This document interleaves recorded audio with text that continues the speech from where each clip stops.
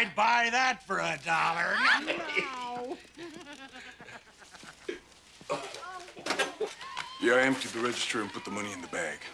Excuse me? I said, give me your money and all of it, and don't fuck with me! Open the safe, Pops. We don't have a safe. Shit! There's your goddamn safe! I'm gonna blow her brains out. I'll open the safe. Good boy. Come on. Well, you better open at a count of 3. 1, 2. Drop the gun. You are under arrest.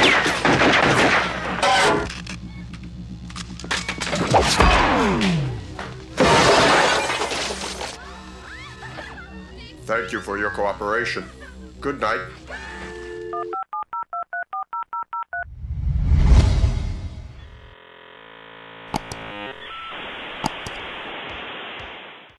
With director Paul Verhoeven mixing cynical satire with classic 80s action, 1987's Robocop became an instant cyberpunk classic. The story of a city on the brink of fiscal disaster and a company filled with questionable executives being a technological marriage while shredding the ethics and morality of the human condition is exactly the kind of movie the 80s was built to make. Robocop is that film, and one worth watching if you've never seen it. Robocop tells the story of Alex Murphy, played by Peter Weller. He's a ruggedly handsome police officer who dies in the line of duty. He's brought back to life and used as a prototype. He's the future of law enforcement is brought to you by Omni Consumer Products, OCP, the conglomerate. Eventually, the city's in ruins and overrun with crime as the police strike in an effort to protect their own jobs and reject the Robocop program. The police, as well as the criminals, are all against Robocop. The film does an awesome job staying relevant in today's world. It achieves this by being true to a plot that, at first blush, seems incredibly unlikely. A corporation privatizing police work for the good of the world until corruption rears its head seems unreal until it's simply not. Well, it did when this was written, but, time has passed and now it's completely believable. Anyway, you gotta see Robocop. The character of Alex Murphy feels like a hero in spaghetti western shoved directly in the can of science fiction and then pulled out after the paint dried. Pretty fancy moves, Murphy. A lone gunslinger who decides to solve his own murder, Murphy finds himself at odds with his own police squad, the corporation who made him, and maintains him, and the city itself. Yet even still, he goes out and makes the hard choices and puts the bad guys away, fixes himself, and then puts the rest of the bad guys away. He even battles his own internal nature before the CEO of OCP fires Jones, played by Ronnie Cox, relieving him of the conflict of code. Although, it doesn't solve the bigger issue of OCP being safe from being arrested by Robocop. Murphy also gets one of the best lines in 80s cinema. Dead or alive, you are coming with me. He also gets one of the most iconic action movie moments by shooting an attempted rapist in the balls. The city of Detroit is safe as long as Robocop is on patrol. Your move, creep.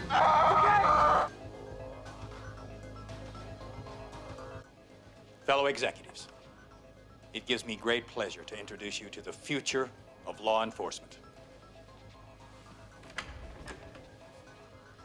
Ed 209. Seriously, this bad boy was just cool. This massive robot looks so futuristic and intimidating. The first time you see this walking tank, it malfunctions and just obliterates some poor boardroom schmuck. The machine from every science fiction mech suit, Wet Dream, is portrayed so over the top early on that it actually growls. Dude, it growls. Even though it never works properly, it's still somehow an intimidating foe for Robocop to face towards the climax of the movie. It's flippin' cool and just serious looking throughout. Stop motion animation was the perfect choice for the effects available at the time. That's allowed it to age gracefully. Son, you don't have bad luck. The reason that bad things happen to you is because you're a dumbass. Come on, man, seriously, how crazy is it seeing Foreman's dad doing drugs and killing people with Uzis and cursing up a storm? When he comes into Morton's place to get rid of him, Morton's partying with cocaine and hookers in the ultimate example of 80s decadence. He has one of the best villain lines in any movie. Bitches leave. And in Robocop, he's the perfect 80s movie villain with tons of great one-liners and a big over-the-top flair for the dramatic. He simply steals every scene he's in during the first two-thirds of the movie where, everything's going his way. The craziest thing about all this isn't how good he is.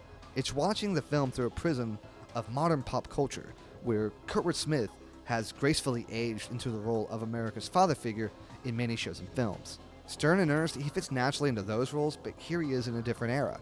Dude is just chopping up Detroit with his henchmen, taking advantage of a city on the brink. The idea of a bankrupt Detroit falling to criminals during a police strike as the city goes broke feels like it could happen tomorrow. It's incredible to think that, while fictional, the whole storyline feels like something that would have happened in any major city in America, particularly in poor Detroit, which has had some hard times financially and socially. The idea of a major corporation stepping in and trying to help change policing with some out-of-the-box thinking and using technology as a shortcut for civil service isn't as far-fetched as I could throw Robocop.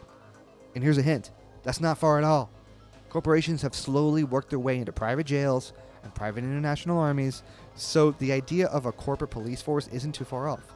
All they need is a city that can't afford to properly police itself anymore. Obviously, the recent remake failed to find the same relevant beats and tone and story, but it was a pretty version overall. However, there's only one version of Robocop that was required to keep your nerd card, and it's the original. If you have seen Robocop, tell us what you think in the comments below. And make sure to subscribe to stay up to date on the latest Cyberpunk videos, where we tell you what you've got to see.